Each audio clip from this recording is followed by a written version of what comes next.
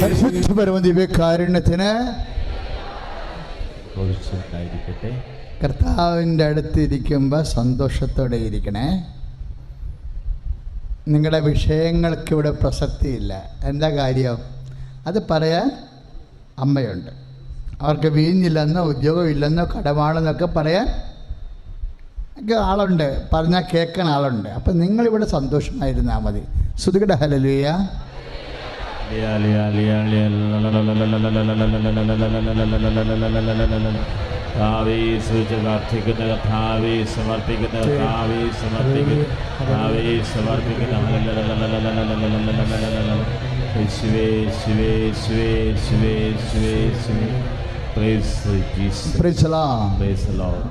അപ്പോഴേ അച്ഛനിലൂടെ ഈശോ എന്നാ പറഞ്ഞുകൊണ്ടിരിക്കണത്?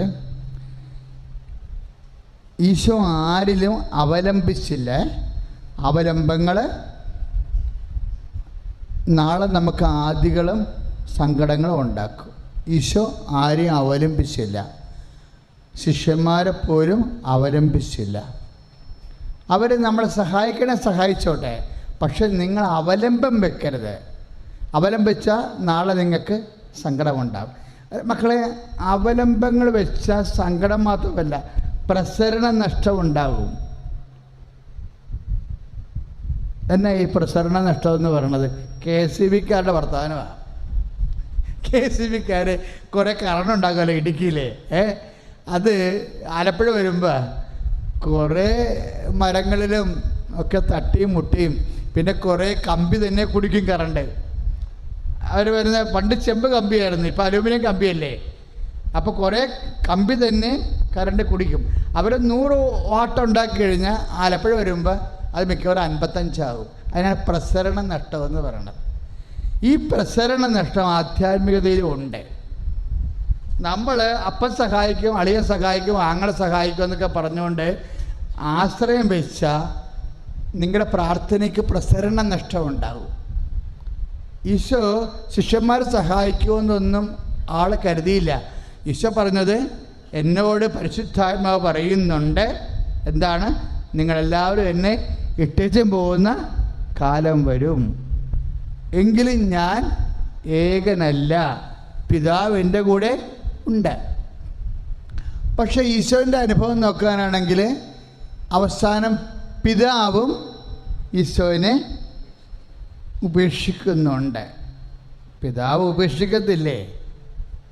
ഈശോക്ക് തോന്നിയതാ. നമുക്കിതുപോലെ തോന്നലുണ്ടാവുകയെ. പിതാവ് ആരെയും ഉപേക്ഷിക്കത്തില്ല, ഈശോക്ക് തോന്നിയതാ. അപ്പോൾ നിങ്ങൾ ചോദിക്കുക, എന്നാ അച്ഛാ ഇങ്ങനെ പറയണത്? ഈശോക്ക് അങ്ങനെ തെറ്റായ കാര്യങ്ങൾ തോന്നുമോ? അതല്ല മക്കളെ, ഈശോ മനുഷ്യരൂപത്തിലല്ലായിരുന്നോ? മാംസത്തിലല്ലായിരുന്നോ? ഈ മാംസത്തോട്ട് ഇവർ രാത്രി മുഴുവൻ എന്നാ കാണിച്ചത്? ഫ്ലജ്ജല്ലോ എന്ന് പറയുന്ന ആ ചൂണ്ടച്ചമ്മട്ടിയില്ലേ, അതുകൊണ്ട് വലിച്ചടിച്ച് ആ അടിയിൽ 7 ചമ്മട്ടിയല്ലേ അടിക്കണത്. അങ്ങനെ 121 പ്രാവശ്യമോ 151 പ്രാവശ്യമോ അടിക്കണില്ലേ? അടിയെല്ലാം കൊണ്ടു കഴിയുമ്പോൾ ഈ ചൂണ്ട പൂണ്ട് പിടിക്കും ശരീരത്തിലെ. എന്നിട്ട് അത് പറിച്ചല്ലേ എടുക്കണത്. അപ്പോഴേ ശരീരം ഇങ്ങനെ തുറന്ന് പോകും. അതിൽ നിന്നെല്ലാം ചോര വന്ന് വറ്റി വാർന്ന് ഉണങ്ങി പ്രാണൻ ഇങ്ങനെ ബോധം പോകും. അങ്ങനെ വരുമ്പോൾ എന്നാ പറ്റും? അപ്പനടുത്ത് നിന്നാലും അറിയാണ്ട് വരും. മനസ്സിലായില്ലേ? ഇപ്പം നമ്മൾ തന്നെയാണെങ്കിലും നമുക്ക് നല്ല വേദന. ഇപ്പോൾ ചില ആൾക്കാർക്ക് അസ്ഥിയൊക്കെ ഒടിഞ്ഞിട്ടില്ലേ? ഇപ്പോൾ അപകടമൊക്കെ വരുമ്പോൾ അസ്ഥി ഒടിയുമ്പോൾ നമുക്ക് പ്രാണവേദനയായിരിക്കും. പക്ഷേ നമ്മുടെ ഏറ്റവും അടുത്ത ആളായിരിക്കും നമ്മുടെ കൂടെ നിൽക്കണത്. അവരെന്നാ സ്നേഹം കാണിച്ചാലും എന്ത് പരിചരണം കാണിച്ചാലും നമുക്ക് ഫീൽ ചെയ്യത്തില്ല. മനസ്സിലായി? അപ്പോൾ അവർ പരിചരണം കാണിക്കാഞ്ഞിട്ടാണോ? അല്ല, നമ്മുടെ വേദന കാരണം നമ്മൾക്കത് അനുഭവപ്പെടുന്നില്ല. പല കാര്യങ്ങളും പലപ്പോഴും അങ്ങനെയാണ് സംഭവിക്കുന്നത്. ഈശോയ്ക്കും അങ്ങനെയാണ് സംഭവിച്ചത്. ഈശോനെ അപ്പൻ ഉപേക്ഷിച്ചതല്ല. ഈശോ നമുക്ക് വേണ്ടി സഹിച്ച സഹനങ്ങളുടെ തീവ്രത കാരണം അപ്പൻ്റെ സ്നേഹം ഈശോയ്ക്ക് പോലും മനസ്സിലാകാത്ത ഒരു ഭൂമിയാണിത്. മനസ്സിലായില്ലേ? ദൈവം കൂടെ നിന്ന് നമ്മളെ ശ്രദ്ധിച്ചാൽ പോലും വേദനയുടെ തീവ്രതയിൽ നമ്മൾക്ക് ദൈവത്തിൻ്റെ സാന്നിധ്യം അനുഭവവേദ്യമാകാത്ത ചില നിമിഷങ്ങളുണ്ട്. ഇവിടെ എന്ത് ചെയ്യണമെന്ന് ആർക്കും അറിയത്തില്ലായിരുന്നു. മനുഷ്യന്മാരിങ്ങനെ 10,000 കൊല്ലം ഇവിടെ ജീവിച്ചെങ്കിലും ഈ ഭൂമി തരുന്ന വേദനയുടെ ചില നിമിഷങ്ങളിൽ എന്നാ ഒരു മറുകൃതി ചെയ്യണമെന്നുള്ളത് ഈ ഭൂമിയിലെ മനുഷ്യർക്ക് അറിയത്തില്ലായിരുന്നു. സോക്രട്ടീസ്, പ്ലീനി, പ്ലേറ്റോ, അരിസ്റ്റോട്ടൽ, അങ്ങനെ മഹാരഥന്മാർ എന്തുമാത്രമാണെങ്കിലും ഈ വേദനയുടെ തീവ്രതയിൽ കൈവിട്ടപ്പെട്ട അനുഭവം വരുമ്പോഴേ മനുഷ്യന്മാരെന്നാ ചെയ്യണമെന്ന് ഒരു മതക്കാരും ഒരു വിശ്വാസികളും മനുഷ്യരാശിയോട് പറഞ്ഞു കൊടുത്തില്ല. പരിശുദ്ധാത്മാവ് മാത്രമാണ് പറഞ്ഞു കൊടുത്തത്.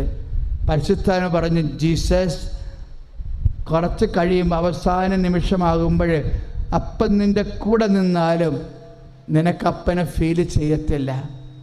അപ്പം നീ കാറ് നിലവിളിക്കും, അപ്പാ എന്താണ് എന്നെ ഉപേക്ഷിച്ചതെന്ന് ചോദിക്കും.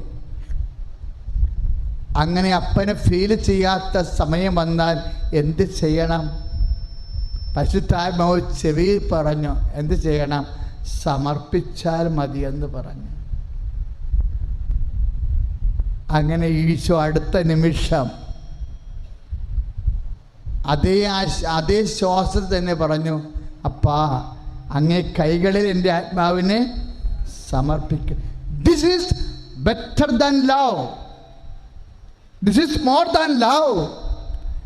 ഈ സമർപ്പണമെന്ന് പറയുമ്പോൾ അതിൽ വിശ്വാസമുണ്ട്, പ്രത്യാശയുണ്ട്, സ്നേഹമുണ്ട്. സ്നേഹത്തേക്കാൾ വലുതെന്തെങ്കിലും ഉണ്ടെങ്കിൽ അത് നിറച്ചാണ് കർത്താവ് മനുഷ്യരാശിയെ പഠിപ്പിച്ചത്. കൈ അടിച്ച് കർത്താവ്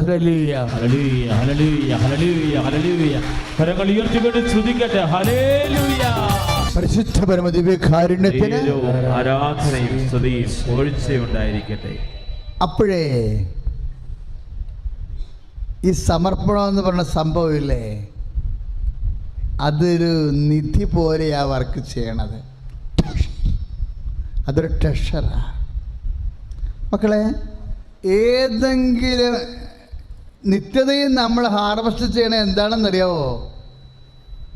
നമ്മൾ വിശ്വാസം, പ്രത്യാശ, സ്നേഹത്തിലൂടെ ആദ്യത്തിനേക്കാൾ വലുത് മൂല്യമുള്ളത് സമർപ്പണത്തിനായിരിക്കും. കാര്യം കർത്താവ് ഈ മഹത്വപ്പെട്ടത് എങ്ങനെ? സമർപ്പണത്തിൽ വെച്ചാൽ മഹത്വപ്പെട്ടത്. ഇപ്പം ഞാനിത് എന്നിലൂടെ ഇത് പറയാൻ വേണ്ടി, ഇതൊന്നും പഠിച്ച കാര്യങ്ങളല്ലല്ലോ, കർത്താവ് ഇപ്പം തന്നുകൊണ്ടിരിക്കുന്ന കാര്യങ്ങളല്ലേ. അങ്ങനെ പഠിച്ചു പറയണ പ്രസംഗമല്ല. അപ്പോഴേ കർത്താവ് സംസാരിക്കത്തില്ല, നമ്മുടെ ബുദ്ധിയും അറിവേ സംസാരിക്കത്തുള്ളൂ. പ്രാർത്ഥിക്കും, കുറേ ഇരുന്ന് പ്രാർത്ഥിക്കും. അപ്പോൾ ഏതെങ്കിലും ഒരു വചനം കർത്താവ് തരും, അതിമേ തൊട്ട് തുടങ്ങുമ്പോൾ ബാക്കി അതാത് സമയത്ത് കർത്താവ് ഇങ്ങനെ കടുപ്പിച്ച് തരും. ഇപ്പം എന്നാ പറയണത്? സമർപ്പണം എന്നാണെന്ന് പറഞ്ഞത് നിധിയാണെന്ന് പറഞ്ഞ്. നിധി എന്ന് പറഞ്ഞാൽ നിത്യത കണക്കാക്കിയാണ് നിധി വരുന്നത്. അപ്പം ഇത് എങ്ങനെയാണ് ഈ ടോക്കിലേക്ക് വരാൻ, ഈ ആശയത്തിലേക്ക് വരാൻ കാര്യം എന്താണ് മകളെ? IVF 2 കഴിഞ്ഞു, ഗർഭപാത്രം നിൻ്റെ കുഞ്ഞിനെ താങ്ങണില്ല, അത് അബോട്ടായി പോകുന്നു, ഇനി ഒരു അണ്ടമേ ഉള്ളൂ ഫ്രീസറിൽ, അതിന് 75 രൂപ കൂടി മുടക്കിയാൽ അത് കൂടി വെച്ച് തരാം, കിട്ടുമോ ഇല്ലെന്ന് അറിയത്തില്ലെന്ന് പറഞ്ഞില്ലേ?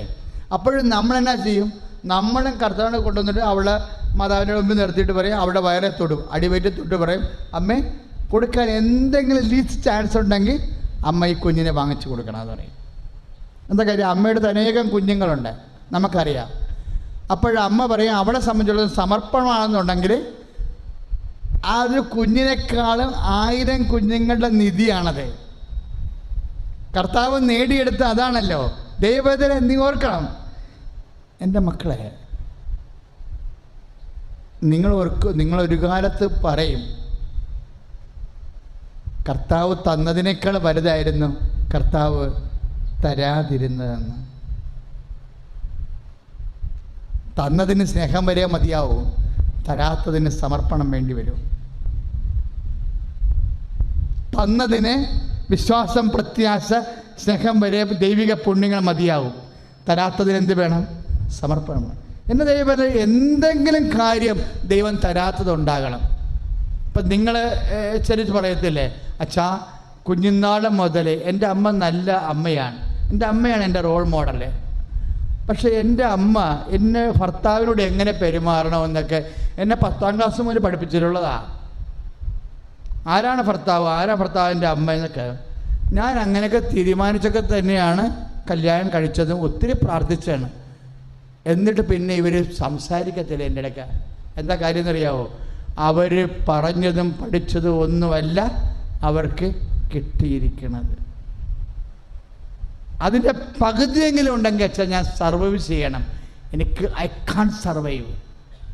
എൻ്റെ കുഴപ്പമല്ല, എനിക്ക് സർവൈവ് ചെയ്യാൻ പറ്റത്തില്ല. അയാൾ വാമ്പൊഴിച്ച് തെറിയ പറയത്തുള്ളൂ. അയാളുടെ സെക്സ് പോലും ചുമ്മാ ആളെ ഉപയോഗിക്കണം എന്നല്ലാതെ സ്നേഹിക്കാൻ വേണ്ടിയല്ല. അത് ഇനി അച്ഛനോടൊന്നും പറയേണ്ട കാര്യമില്ല. ഞാൻ മടുത്തെന്ന് അവൾ പറയണില്ല, അവൾക്ക് നല്ല ആധ്യാത്മികതയുള്ളത് കൊണ്ട് പറയത്തില്ല. പക്ഷേ എനിക്കറിയത്തില്ല എന്നാ ചെയ്യണമെന്ന്. ഞാൻ മടുത്തെന്ന് പറയണില്ല, കർത്താവ് തന്നതല്ലേ, ഈശോയും ഈ പാനപാത്രം തന്നതല്ലേ എന്ന് അപ്പാ തന്നെന്ന് പറഞ്ഞില്ലേ. അപ്പം എനിക്കറിയത്തില്ല എന്നാ ചെയ്യണമെന്ന്. അതാ നിന്നോടാണ് ഇപ്പം ഈശോ സംസാരിക്കണത്, മകളെ സമർപ്പിക്കണമെന്ന്. എന്താ കാര്യം? പിതാവിൻ്റെ ആബ്സൻസ് തോന്നണ വിഷയം, പിതാവിൻ്റെ ആബ്സൻസ് തോന്നണ വിഷയം എന്നാ? പിതാവിൻ്റെ അസാന്നിധ്യം തോന്നണ വിഷയം എന്നാ? പിതാവിൻ്റെ അസാന്നിധ്യം തോന്നണ വിഷയം നിത്യതയുടെ വിഷയമാണ്. നിത്യതയുടെ വിഷയം, നിത്യതയുടെ ആസ്തി ഉണ്ടാക്കുന്നത് ഈ ഭൂമിയിലുള്ള ദൈവത്തിൻ്റെ ആഭവത്തിൽ നിന്നാണ്. അച്ഛൻ പറഞ്ഞ മനസ്സിലായ മക്കളെ? എന്തെങ്കിലും കാര്യം നിങ്ങൾ പ്രതീക്ഷിക്കാത്തത്, നിങ്ങൾക്ക് ഉൾക്കൊള്ളാനാവാത്തത് ജീവിതത്തിൽ ഉണ്ടാവണം. അത് പിതാവിൻ്റെ ആഭവം, ആബ്സൻസ് ഓഫ് ഗോഡിൻ്റെ ഒരു എക്സ്പീരിയൻസാണ്, അനുഭവമാണ്. ദൈവത്തിൻ്റെ ആഭവത്തിൻ്റെ ദൈവം ആ മേഖലയിൽ പ്രവർത്തിക്കണില്ല, അവിടെ ആഭവമാണ്. എന്ന് വെച്ച് കഴിഞ്ഞാൽ ദൈവത്തിൻ്റെ സാന്നിധ്യമില്ല. അതെന്തിനുള്ളതാണ്? സമർപ്പണത്തിനുള്ളതാണ്. ഇത് നോൻപ് കാലമാണ്. ദൈവമാണ് നിന്നോടും എന്നോടും ഒരിക്കൽ സംസാരിക്കണത്. എന്നോട് നേരത്തെ സംസാരിച്ചിട്ട് ഞാനിപ്പോൾ ഒന്നും സംസാരിക്കുകയല്ല, നിന്നോടും എന്നോടും ഇപ്പം തന്നെയാണ് ദൈവം സംസാരിക്കുന്നത്. എന്തെങ്കിലും കാര്യമുണ്ടെങ്കിൽ അത് ആഭവത്തിൻ്റെ സ്ഥലം, ആഭവത്തിൻ്റെ അനുഭവങ്ങൾ എന്തിനുള്ളതാണ്? സമർപ്പിക്കാനുള്ളതാണ്. സമർപ്പണം എന്തിനുള്ളതാണ്? ആത്മാവിൻ്റെ മഹത്വത്തിനുള്ളതാണ്. മഹത്വം എന്തിനുള്ളതാണ്? നിത്യതയ്ക്ക് വേണ്ടിയുള്ളതാണ്. ഇയാൾ ഈ വറകഷ്ണത്തിൽ ഈ പരുവത്തിലായത് എന്തിനു വേണ്ടി? നിത്യതയാണ്. ഇപ്പം നമ്മൾ ഉടമ്പടി പോലും അച്ഛൻ പറഞ്ഞ് എന്താണ്? ദിവ്യകുർബാന പോലും ഒരു ഉടമ്പടിയാണ്, ആണല്ലോ. ഉടമ്പടി എല്ലാ ദൈവത്തിനൊന്നും ചെയ്യാൻ പറ്റത്തില്ലെന്ന് മനസ്സിലായില്ലേ? എബ്രാഹത്തിൻ്റെ കാലം മുതൽ എബ്രാഹത്തിനോട് ചെയ്തത് ഓറൽ കവനൻറ്റ്, വാചിക ഉടമ്പടി. മോസസിനോട് ചെയ്തത് റിട്ടൺ കവനൻറ്റ്, എഴുതി കൊടുക്കണ രേഖാമൂലമുള്ള ഉടമ്പടി. ഈശോയിലൂടെ ചെയ്തത് ചെയ്യണ ഉടമ്പടിയാണ്. Do this in memory of me, ഇതെൻ്റെ ഓർമ്മയ്ക്കായി ചെയ്യുവിൻ. ചെയ്യണ ഉടമ്പടിയാണ്. ചെയ്യണ ഉടമ്പടിയിൽ എന്താ ഉണ്ടായിരുന്നത്? നിത്യതയാണ് വാഗ്ദാനം. നമ്മുടെ ജോലി ഒന്നുമല്ല വാഗ്ദാനം. ചെയ്യണ ഉടമ്പടി കുർബാനയിൽ എന്താണ് വാഗ്ദാനം വെച്ചിരിക്കുന്നത്? നിത്യതയാണ് വാഗ്ദാനം. ഇപ്പം കുർബാനയുടെ പെരുന്നാൾ വരാൻ പോകണ്ടേ? മനസ്സിൽ ഓർത്തേക്കണം. ഒരു 100 ജന്മവീട ഭൂമി ജീവിച്ചാലും നമുക്ക് കുർബാനയ്ക്ക് സ്ഥാപിച്ചതിന് പകരം നന്ദി പറഞ്ഞ് നമ്മൾ തീരത്തില്ല. അത്രയ്ക്ക് വലുതാണ് കുർബാനയുടെ വാഗ്ദാനം. എന്താണ്? എബ്രഹാത്തിനോട് ചെയ്ത വാഗ്ദാനം എന്താണ്? സ്ഥലവും സന്താനവുമാണ്, ഇല്ലേ? എല്ലാ ഉടമ്പടിക്കും വാഗ്ദാനങ്ങളുണ്ട്. മോസസിനോട് ചെയ്ത വാഗ്ദാനം എന്താണ്? ഒരു രാജ്യമാണ്, ഇല്ലേ? അപ്പോൾ എബ്രഹാത്തിനോട് ചെയ്ത വാഗ്ദാനം എന്താണ്? നീ എൻ്റെ മുമ്പാകെ നിന്നാൽ മതി, വിശുദ്ധി പ്രാപിച്ചാൽ മതി. മോസസിനോട് എന്ത് ചെയ്ത വാഗ്ദാനം? 10 നിബന്ധന കൊടുത്തു. മോസസിന് ഒരു നിബന്ധനയല്ല, രാജ്യം തരാം. പക്ഷേ രാജ്യം തരുമ്പോൾ എന്ത് ചെയ്യണം? 10 നിബന്ധന ഉണ്ട്. നിന്റെ കർത്താവ് ദൈവം ഞാനാകുന്നു, ഞാനല്ലാതെ മറ്റൊരു ദൈവം നിനക്കുണ്ടാവരുത്, ദൈവത്തിന് നാം വൃഥാ പ്രയോഗിക്കരുത്, കർത്താവിൻ്റെ ദിവസം പരിശുദ്ധമായി ആചരിക്കണം, കർത്താവ് കർത്താവ് കർത്താവ്. അതാണ് ആദ്യം.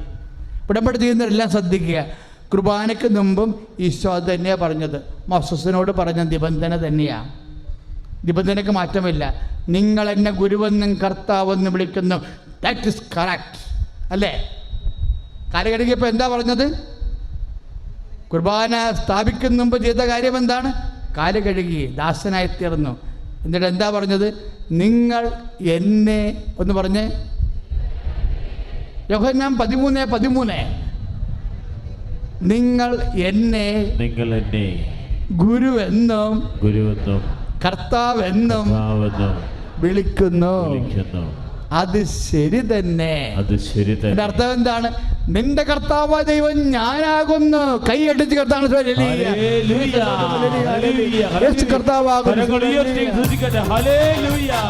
എൻ്റെ പേര് ടിൻസി ഡിസിൽവ. ഇതെൻ്റെ ഹസ്ബൻഡ് വെൻസിസ്ലോസ്. ഞങ്ങൾ മാതാവും യേശുവും ഞങ്ങളുടെ ജീവിതത്തിൽ നൽകിയ ഏറ്റവും വലിയ അനുഗ്രഹത്തിന് വേണ്ടി ഞങ്ങളിന്ന് സാക്ഷ്യം പറയാൻ വരുന്നു. ഞാൻ മുംബൈയിൽ നിന്ന് വരുന്നു. വിക്രോലി സെയിൻറ്റ് ജോസഫ് ചർച്ചിൻ്റെ അംഗമായി. ഞാൻ മെയിനായിട്ട് ഇവിടെ വന്ന കാരണം എന്ന് വെച്ചാൽ ദൈവവിശ്വാസം കുറഞ്ഞ കാരണം കൊണ്ട് ഞാൻ ഇവിടെ വന്നത്. ഞാൻ അച്ഛൻ്റെ ടോക്കും സാക്ഷ്യങ്ങളും ഒക്കെ കേട്ട് തുടങ്ങിയത് 2022 എൻ്റെ ഡാഡി പറഞ്ഞിട്ട് ഞാൻ അത് ഫോളോ ചെയ്ത് തുടങ്ങിയത്. പിന്നെ 30 ജാനുവരി 30 2024 ഞാനിവിടെ വന്നു, ഉടമ്പടി എടുത്തു. ഉടമ്പടി എടുത്തതിൻ്റെ വേറൊരു കാരണം എന്ന് വെച്ചാൽ ഞാൻ ദൈവത്തിന് ദൂരെ ആയത് എൻ്റെ ഗൈനക് പ്രോബ്ലംസ് എനിക്കുണ്ടായിരുന്നു. 13 years ആയി എൻ്റെ കല്യാണം കഴിഞ്ഞിട്ട്. പക്ഷേ എനിക്ക് കുഞ്ഞുങ്ങളുണ്ടായിരുന്നില്ല. പല ടെസ്റ്റും ചെയ്തു, മെട്രോപ്ലാസ്റ്റി അങ്ങനത്തെ സർജറീസ് ചെയ്തു, പക്ഷെ ഒന്നും ഉണ്ടായില്ല. 2022 ലാസ്റ്റായിട്ടൊരു IVF പോലും ചെയ്ത് കഴിഞ്ഞു. പക്ഷെ അതിലും ഞങ്ങൾക്ക് സക്സസ് ഉണ്ടായില്ല. അത് ഞങ്ങൾ വിട്ടു. അതുകൊണ്ട് കുഞ്ഞില്ലാത്ത വൺ ഓഫ് ദ റീസൺസ് ആയിരുന്നു ഞങ്ങൾ പ്രാർത്ഥനയിൽ നിന്ന് ദൂരം പോയത്. ഇവിടെ വന്നു ഉടമ്പടി എടുത്തിട്ട് ഞാൻ എല്ലാ ദിവസവും അമ്മേരെ ഉടമ്പടി തൈലം ഞാൻ എൻ്റെ ലോവർ അടിവയറിൽ പുരട്ടും. ഹസ്ബൻഡിനും അത് പുരട്ടും. ഹസ്ബൻഡിനും കൗണ്ടിൻ്റെ പ്രശ്നങ്ങളുണ്ടായിരുന്നു. 29 ഫെബ്രുവരി 2024 എൻ്റെ പ്രഗ്നൻസി ടെസ്റ്റ് പോസിറ്റീവ് ആയിരുന്നു. എനിക്ക് ആ മാസം ഇവിടുന്ന് പോയതിന് ശേഷം പീരിയഡ്സ് വന്നേ ഇല്ല. ഞാൻ 29 ഫെബ്രുവരി 2024 എനിക്ക് പോസിറ്റീവ് വന്നു. അത് മാതാവ് തന്നു എന്നുള്ള കാരണം എന്ന് വെച്ചാൽ ഞാൻ എൻ്റെ പീരിയഡ്സ് മിസ്സായപ്പോൾ ഹസ്ബൻഡിനോട് പറഞ്ഞു എനിക്ക് പ്രഗ്നൻസി ടെസ്റ്റ് ചെയ്യണം. അപ്പോൾ ഹസ്ബൻഡ് പറഞ്ഞു നീ അത് ചെയ്യണ്ട, അത് നെഗറ്റീവേ വരുള്ളൂ, നെഗറ്റീവ് വന്നാൽ എനിക്ക് അപ്സെറ്റ് ആവും, അപ്പം നീ ചെയ്യണ്ട. അപ്പം ഞാൻ മാതാവിൻ്റെ ലോക്കറ്റ് പിടിച്ചിട്ട് അമ്മയോട് പറഞ്ഞു, അമ്മ എനിക്കൊരു സൈൻ താ, എൻ്റെ ഹസ്ബൻഡ് ഈ വിശ്വാസം സ്ട്രോങ് ആക്കാൻ എനിക്കൊരു ചാൻസ് താ. അപ്പോൾ അതേ രാത്രി എനിക്കൊരു പേരെൻ്റെ സ്വപ്നത്തിൽ വിളിക്കുന്നു, ടിൻസി എന്ന് പറഞ്ഞിട്ട്. എൻ്റെ കയ്യിലേക്ക് ഒരു കൊച്ചിനെ കൊടുക്കുന്നു. എൻ്റെ മാതാവ് എൻ്റെ മുമ്പിൽ പ്രത്യക്ഷപ്പെട്ടു. അതുകൊണ്ട് എനിക്ക് സ്ട്രോങ് ആയിട്ടറിയാം എൻ്റെ അമ്മ എനിക്ക് തന്ന കുഞ്ഞാണിതെന്ന്. അതുമാത്രമല്ല, ഈ പ്രഗ്നൻസി കാലത്ത് എനിക്ക് 3-ാം മാസത്തിൽ ബ്ലീഡിങ് ആയി. 5th മന്തിൽ എൻ്റെ യൂട്രസ് ഓപ്പൺ ആയി. പക്ഷെ മുമ്പത്തെ സിറ്റുവേഷനിലായിരുന്നെങ്കിൽ ഞാൻ ചിലപ്പോൾ പ്രാർത്ഥനയൊന്നും ചെയ്യാണ്ട് പ്രാർത്ഥനയിൽ നിന്ന് ദൂരം പോയേനെ. പക്ഷേ ഇവിടെ വന്നതിന് ശേഷം എൻ്റെ പ്രാർത്ഥനാ ജീവിതം വളരെ എനിക്ക് സ്ട്രോങ് ആയിട്ട് തോന്നുന്നു. എപ്പോഴും എൻ്റെ റോസറി എൻ്റെ കയ്യിലുണ്ടായിരുന്നു. എന്ത് സിറ്റുവേഷൻ വന്നാലും എൻ്റെ മാതാവ് എൻ്റെ കൂടെയുണ്ട്. അമ്മ എന്നെ ടെസ്റ്റ് ചെയ്യണത് എന്നോട് സ്നേഹം കൂടിയ കാരണം കൊണ്ടെന്നുള്ള വിശ്വാസം പൂർണ്ണമായിട്ട് എനിക്കുണ്ടായിരുന്നു. മുമ്പുണ്ടെങ്കിൽ ഞാൻ ഇത് അല്ല, ഇവിടെ വന്നതിന് ശേഷം ആയിരിക്കണം വളരെ വളരെ വലിയ മാറ്റം എന്നിൽ. അത് ലാസ്റ്റിൽ എനിക്ക് 22 സെപ്റ്റംബർ 2024 എനിക്കൊരു മോൻ ജനിച്ചു. അവൻ്റെ പേര് ഞങ്ങൾ ഡാരിയൻ എന്ന് വെച്ചു. ഡാരിയൻ്റെ മീനിങ് ഉണ്ട് ഗുഡ്നെസ് ഓഫ് ഗോഡ്. പിന്നെ എൻ്റെ സ്പിരിച്വൽ ലൈഫിൽ സൺഡേ മാസിന് പോക്കോ അങ്ങനെ ഞാനൊന്നും റെഗുലറൈസ് ആയിട്ടുണ്ടായിരുന്നില്ല. ഇവിടെ വന്നതിന് ശേഷം എൻ്റെ പ്രേയറിലുള്ള വിശ്വാസം. ഞാൻ സത്യം പറഞ്ഞാൽ ഞാനൊരു ഗോഡ് ഫിയറിങ് പേഴ്സണിൽ നിന്ന് ഇപ്പോൾ ഞാൻ ഗോഡ് ലവിങ് പേഴ്സണായി എന്ന് എനിക്ക് പറയാൻ പറ്റും. എന്താ വെച്ചാൽ മുമ്പ് വല്ല പ്രശ്നം ഉണ്ടെങ്കിൽ എനിക്ക് പേടിയാണ്. പക്ഷേ ഇപ്പം എനിക്കറിയാം, my Jesus, my mother Mary is there with me. They love me and they always there. Always pray to them. എപ്പോഴും പ്രാർത്ഥിച്ച് അവരുടെ കൈ എന്നും എൻ്റെ പ്രാർത്ഥന ഇത് മാത്രമുള്ളൂ. എനിക്ക് ലൈഫിൽ എത്ര പ്രോബ്ലംസ് വന്നോട്ടെ, എത്ര വിഷമങ്ങൾ വന്നോട്ടെ, but all I want is my mother Mary and Jesus Christ. I want to hold them tight. And എന്ത് സിറ്റുവേഷൻ വന്നാലും അവരുടെ അടുത്തുനിന്ന് ഞാൻ ദൂരം പോവില്ല. എൻ്റെ പ്രേക്ഷിത പ്രവൃത്തി എന്ന് വെച്ചാൽ ഞാൻ എൻ്റെ ലിവിങ് ഒറാക്കിൾസ് ആയാലും ഫാദറിൻ്റെ ഡെയിലി ബ്രെഡ് ആയാലും അതുപോലെ സാക്ഷ്യങ്ങൾ പലതും ഞാൻ എൻ്റെ സ്റ്റേറ്റസിലിടും, എൻ്റെ ഫ്രണ്ട്സിന് അയക്കും. എൻ്റെ ഫാമിലി മെമ്പേഴ്സ് നോൺ മലയാളീസ് ഉള്ളവർക്ക് അവർക്ക് ഇംഗ്ലീഷ്, കന്നഡ അങ്ങനെ ഞാൻ സെൻഡ് ചെയ്യും. കൃപാസനം പത്രങ്ങൾ ഞാൻ ഡിസ്ട്രിബ്യൂട്ട് ചെയ്യാറുണ്ട്. എൻ്റെ ഫ്രണ്ട്സിനായാലും ഞാൻ ഹോസ്പിറ്റലിൽ ജോലി ചെയ്യണത് അവിടെ ഞാൻ പത്രങ്ങൾ ഡിസ്ട്രിബ്യൂട്ട് ചെയ്യും. അതുപോലെ കാരുണ്യ പ്രവൃത്തി എൻ്റെ വീടിൻ്റെ അടുത്തായിട്ട് ഒരു ഹോം ഫോർ ദ ഡെസ്റ്റിറ്റ്യൂട്ട് ഉണ്ട്. അവിടെ ഞങ്ങൾ ആവശ്യമുള്ള ഗ്രോസറി ഐറ്റംസ് ആയാലും ഫുഡായാലും ഞങ്ങൾ അവിടെ പോയിട്ട് അവർക്ക് സപ്ലൈ ചെയ്യും. വല്ല മോണിറ്ററി ഹെൽപ്പ് വേണമെങ്കിൽ ഞങ്ങൾ ആ മോണിറ്ററി ഹെൽപ്പ് അവർക്ക് ചെയ്യും. അതുപോലെ ഞങ്ങൾ ജോലി സ്ഥലത്തായാലും വല്ലവർക്കും മണി പ്രോബ്ലംസ് അങ്ങനെ വല്ല ഇഷ്യൂസ് ഉണ്ടെങ്കിൽ ഞങ്ങൾ അവർക്ക് അങ്ങനത്തെ രീതിയിൽ ഹെൽപ്പ് ചെയ്യും. എൻ്റെ ലൈഫിൽ തന്നെ ഇതുവരെയുള്ള എല്ലാ ബ്ലെസ്സിങ്സിന് വേണ്ടിയും അമ്മ മാതാവിനോടും ഈശോനും ഞാൻ എൻഡ്ലെസ് കൗണ്ടിൽ താങ്ക് യു പറയണു. Thank you. Thank you. I just want to say thank you to Mother Mary and thank you to Jesus.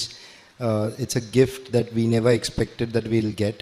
It's all because of my wife, her faith, and bringing that faith in our family to bring this flower in our life. Thank you, Mother Mary. That's all I can say. Thank you. ഈശോയ്ക്കും തിരുമാനും 1000 നന്ദി. എൻ്റെ പേര് അശ്വതി എന്നാണ്. ഞാൻ കോതമംഗലത്തു നിന്ന് വരുന്നു. ഞാൻ 2023 December 29 തീയതിയാണ് ഇവിടെ വന്ന് ഉടമ്പടി എടുക്കുന്നത്. ഉടമ്പടിയെക്കുറിച്ച് ആദ്യമൊന്നും അറിയില്ലാതെ ഞാൻ വന്ന് എടുക്കുന്നത്. 3 മാസം ഉടമ്പടി തുടർന്ന് പോകണമെന്ന് ഞാൻ വിചാരിച്ചിരുന്നുള്ളൂ. പിന്നീട് ഫോണിലൂടെ അച്ഛൻ്റെ ധ്യാനത്തിലൂടെയൊക്കെയാണ് ഉടമ്പടിയെക്കുറിച്ച് അറിയുന്നത്. അപ്പോൾ തോന്നി ഉടമ്പടി എനിക്ക് ഉടമ്പടിയിൽ തന്നെ മുന്നോട്ട് പോകണമെന്ന് ഞാൻ തീരുമാനിച്ചു. ഇതിലെനിക്ക് ആദ്യം സാക്ഷ്യം പറയാനുള്ളത്, ഉടമ്പടി പുതുക്കിയിട്ട് ഇത് 5ാമത്തെ പ്രാവശ്യമാണ് ഞാൻ പുതുക്കിയിരിക്കുന്നത്. ഞാൻ ഡെലിവറി കഴിഞ്ഞ് 4 വർഷം കഴിഞ്ഞിട്ടും എനിക്ക് പീരിയഡ്സിൻ്റെ സമയത്ത് നല്ല ബ്ലീഡിങ് ഉണ്ടായിരുന്നു. അപ്പോൾ എനിക്ക് തീരെ പറ്റില്ല, എണീറ്റ് നിൽക്കാൻ പോലും പറ്റാത്ത അവസ്ഥയായിരുന്നു. ഒരു ദിവസം ഞാൻ ജോലിക്ക് വരുന്ന സമയത്ത് അവിടെ വെച്ച് എനിക്ക് തീരെ വയ്യാതെയായി, എണീറ്റ് നിൽക്കാൻ പോലും പറ്റാതെ തോന്നി. അപ്പോൾ എൻ്റെ കയ്യിൽ എപ്പോഴും മാതാവിൻ്റെ ഉപ്പുണ്ടാവും. ഞാൻ ആ ഉപ്പ് ചുമ്മാ കുടിക്കുന്ന വെള്ളത്തിലിട്ട് കുടിച്ചു, പ്രാർത്ഥിച്ചു. അതിനുശേഷം പിന്നെ ഇതുവരെ എനിക്ക് അങ്ങനെ ഒരു അസ്വസ്ഥത ഉണ്ടായിട്ടില്ല. നോർമലാണ് എനിക്ക് ബ്ലീഡിങ്ങും.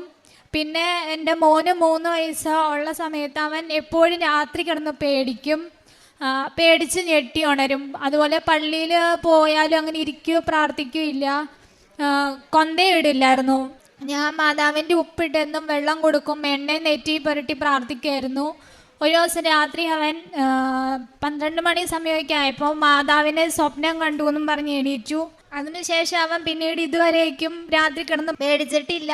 പിന്നെ കൊന്തയും കാര്യങ്ങളും അവൻ ഇടുകയും ചെയ്യും. എന്നെക്കാളും നന്നായി ഇപ്പം അവന് വിശ്വാസമുണ്ട്.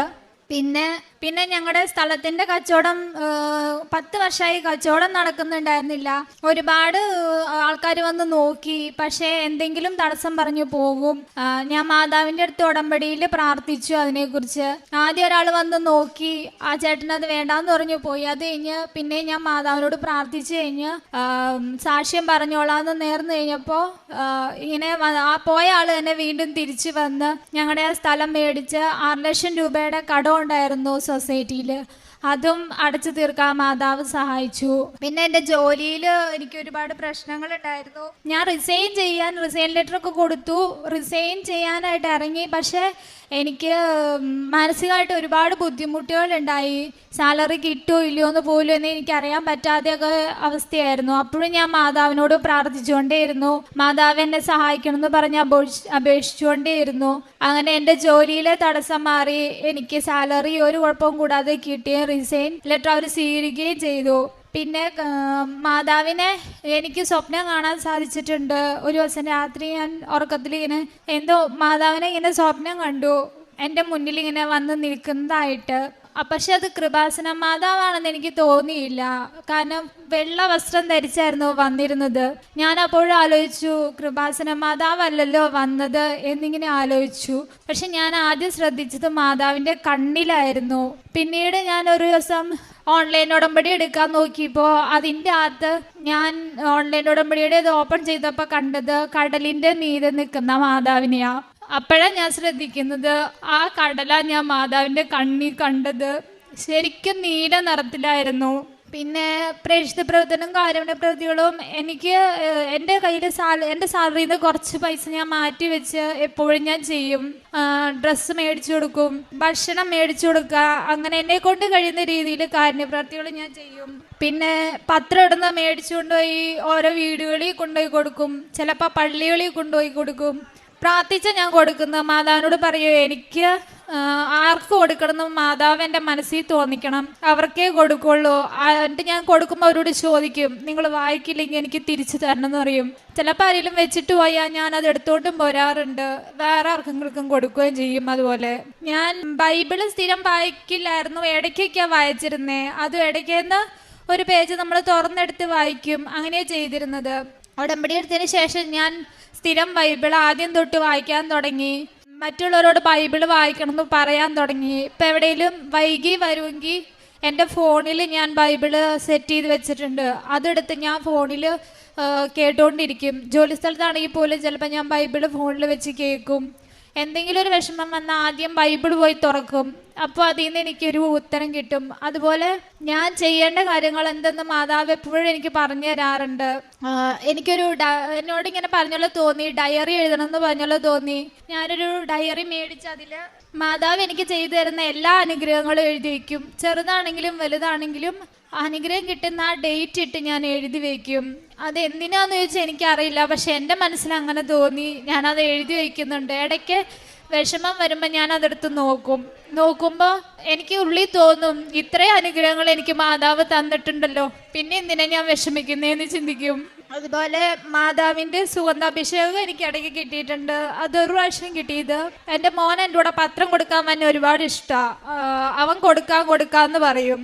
മാതാവിന് ഈശോയാണോ ഏറ്റവും ഇഷ്ടം, ഈശോയാണ് എൻ്റെ ഹീറോ എന്ന് അവൻ പറയുന്നത് എപ്പോഴും.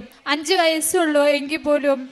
ഒരു ദിവസം ഞങ്ങൾ പത്രം കൊടുക്കാൻ പോയപ്പോൾ ഞാൻ ഒരു വീട്ടിൽ കൊടുത്തു. അപ്പോൾ തൊട്ടപ്പുറത്ത് കൊടുക്കാൻ പോകാൻ തുടങ്ങിയപ്പോൾ അവർ പറഞ്ഞു, മോളെ അവിടെ കൊടുക്കണ്ട, അവർക്ക് ഇതിലൊന്നും വിശ്വാസമില്ല, അവർ മോളെ കളിയാക്കും, അതുകൊണ്ട് പോവണ്ടെന്ന് പറഞ്ഞു. അപ്പം ഞാൻ പറഞ്ഞു, അത് കുഴപ്പമില്ല ചേച്ചി, മാതാവിന് വേണ്ടിയിട്ടല്ലേ, ഞാൻ കളിയാക്കൽ കേട്ടോളാം എന്ന് പറഞ്ഞ് ഞാൻ പോയി.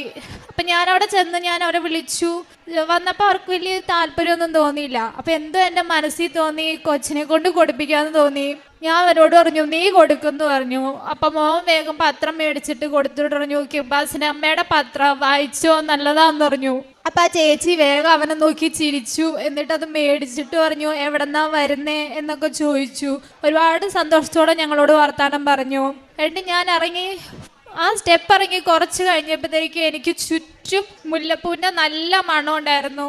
അപ്പം എനിക്ക് മനസ്സിലായി മാതാവ് വന്നു എന്ന്. ഞാൻ ചെറുപ്പം തൊട്ടേ എനിക്ക് മാതാവിനെ അറിയുള്ളൂ, ഈശോയെ അറിയും, പക്ഷെ അത്ര വിശ്വാസമില്ല. പിതാവായ ദൈവത്തിന് എനിക്ക് ഒട്ടും അറിയില്ല. ഞാൻ മാതാവിലൂടെയാണ് പിന്നെ ഇതെല്ലാം അറിഞ്ഞത്. ഞാൻ അപ്പം മാതാവിനോട് എപ്പോഴും സംസാരിക്കും. എൻ്റെ കൂടെ ഉണ്ടെന്നുള്ള വിശ്വാസത്തിലാണ് ഞാൻ സംസാരിക്കുന്നത്.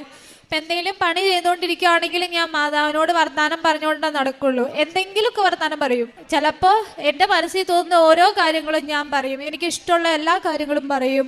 അപ്പം അന്ന് മാതാവിൻ്റെ മുല്ലപ്പൂ സുഗന്ധം കിട്ടിയപ്പോൾ ഞാൻ മാതാവ് അടുത്തണമെന്ന് എനിക്ക് മനസ്സിലായപ്പോൾ ഞാൻ ചോദിച്ചു. അപ്പം ഞാൻ അവർക്ക് പത്രം കൊടുത്തു, മാതാവിന് ഇഷ്ടമായില്ല, അതുകൊണ്ടാണല്ലേ നീ എൻ്റെ അടുത്ത് വന്നേന്ന് ചോദിച്ചു. അപ്പം ഞാൻ കൊച്ചിനോട് പറഞ്ഞു, മോനെ മാതാവ് വന്നിട്ടുണ്ട്, മുല്ലപ്പൂവിൻ്റെ മണം കിട്ടിയെന്ന് പറഞ്ഞു. അപ്പോൾ അവൻ ചോദിച്ചു, അമ്മ കണ്ടോന്ന് ചോദിച്ചു. അപ്പം ഞാൻ കണ്ടില്ല, പക്ഷെ നമ്മുടെ കൂടെ ഉണ്ടെന്ന് പറഞ്ഞു. ഒന്നും പറഞ്ഞുകൊണ്ട് അവൻ സന്തോഷത്തോടെ എൻ്റെ കൂടെ നടന്നു വന്നു. ഇതുപോലെ ഒരുപാട് അനുഗ്രഹങ്ങൾ എനിക്ക് കിട്ടിയിട്ടുണ്ട്.